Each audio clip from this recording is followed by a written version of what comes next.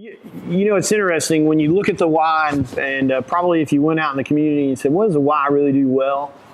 Most are going to say, well, that's where I take my family, and that's where I learn to swim, and that's where I go to exercise, and my kids participate in youth sports there. They're not really going to say that summer learning program is pretty amazing. That's one of the things that we do that's maybe a little off the radar. But when you look at the why reaching 1 and 2 kids in our community, we've got to figure out how we can play a role there. And when you've got, over half of our kids at Easton Elementary on free and reduced lunch, that's a lot of kids. And so when we were looking at this education gap, which we have in this community, lower income kids are scoring 20 to 30 points below middle income kids on standardized test scores here in reading and math. And so we really kind of sat down with Dr.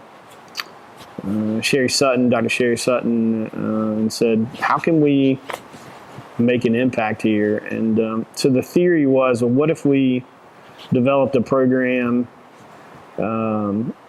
where these kids, these free and reduced lunch kids that really were struggling, had an opportunity in the morning to do this STEM curriculum, which is a math, reading, and science curriculum where educators were coming in and teaching, and then they would have lunch and transition to a traditional camp program where these kids were getting a chance to climb and swim and do games and activities to where they got a real rounded experience for camp and what a true, not just summer school process would look like, but a summer learning program where it's not only just about the education piece, but also building and developing social skills, learning how to swim, building self-confidence.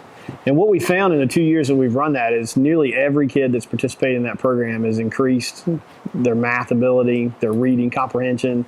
Everything has gone up. And part of it is the camp piece after lunch is a big deal. A lot of these kids, I can remember the first year we ran it, probably 95% of these kids couldn't swim. And so we have a swim test program where to pass a swim test and be able to swim wherever you'd like, you have to jump in the deep end and tread water for a minute and then swim the length of the pool. And if you can do that, you get a green band. And if you can't, you get a red band and you go into swim lessons. And I specifically remember in front of my office there were 30 kids, and they all had red bands except this one girl who had a green band. And you would have thought she'd won a gold medal at the Olympics. The kids were enamored by this green band. And so, the opportunity to impact these kids on a whole another level outside of just education is key, because it builds self-confidence and self-reliance to where they're going to do better in school with that too. And so it's a part of what the why is and what we should be doing. And if there's a need in the community and the why can play a role to do it, we should be a part of that.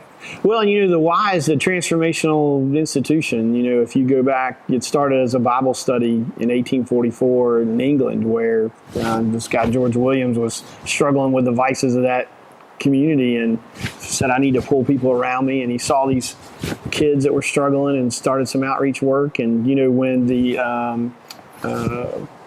big cities were being built, the Y built residencies, so there were places for people to live. And then when the home began to change and more families had 2 people working, the Y was the one that developed child care programming to support families in those efforts. And so when you look at it's an organization that really goes through probably a continual metamorphosis to make sure that they're meeting needs. And so if you look at our community now, which isn't maybe a whole lot different than others, and you look at supporting these adolescent kids as they're growing up, the challenges that they face, it's key. When you look at chronic illness and diabetes, youth diabetes in particular, there is no organization better positioned to support kids and families and adults through what is really challenging. Well, one of our, another patriarch of our Y and past volunteer, Bob Perkins, would say, we need to take the Y to the community. And so, as I said before, a YMCA doesn't have to be this grand building. It can be a program or a place for people to come together. And so, when you look at the Bay, St. Michael's in the Bay 100 area and the needs down there, we opened a facility down there in 2007 to meet some key needs around wellness and programming, and are working with the school system now to build a facility in that community that could reach that whole area. We opened a facility in Caroline County in 2010. Just a lot of lack of services and needs out there, and so we partner with the county and a host of others. There were 3 boys that drowned a few years back in Federalsburg, and having a presence in that community was huge because we were able to partner with the school system and the county Parks and Rec, and before you knew it, we had this water safety event at the country club there and brought in 125 kids, and then next thing you know, we had 35 volunteers here at the Easton Y, and we were busing kids 4 days a week from Federalsburg Elementary to here, and every kid in that school learned to swim in a year. So, seeing a community need, finding a way to meet it, going to where they are is key. And so, you may not be able to, in Kent County, you may not be able to build something like this right out of the gate, but trying to tackle those needs are key. We're working on that in Queen Anne's County now to build a YMCA in Centreville. And, you sit in a meeting and you hear a gentleman say, my son drowned in the Corsica River in 1974. And I don't know if I specifically remember him saying this in a public forum. He said, I don't know if he fell in or if he was pushed in, but I do know if we would have had a Y, he'd probably still be here. And when people say, when the best we can offer is our kids hanging out in the Food Line parking lot, we've got to do something about it. And so it starts, the Y isn't this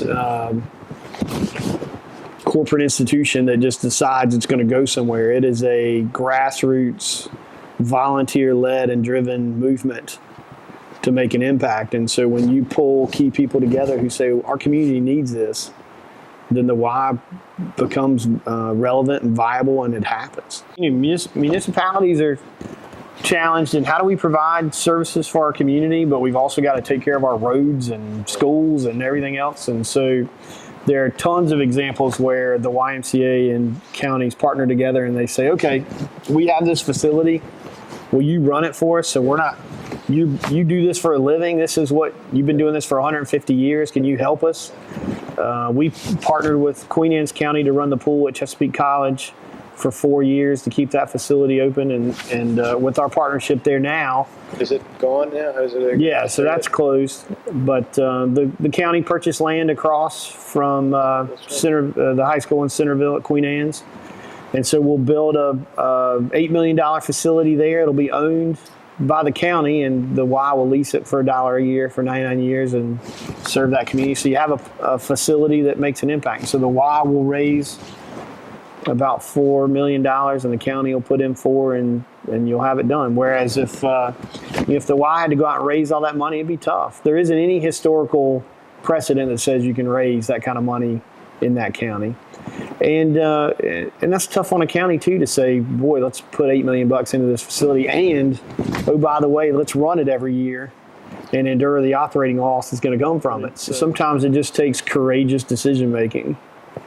We live in a world where public opinion and polls and all that are to the tie that you wear, and what's the right thing to say based upon what voters want to hear is key. And if you're in a seat as an elected official, it's a really hard job because you've got to balance that with what's right for the community, and it takes some courageous decision making. It would be easy to say, well, we've never done this before. Yeah, that's a little scary.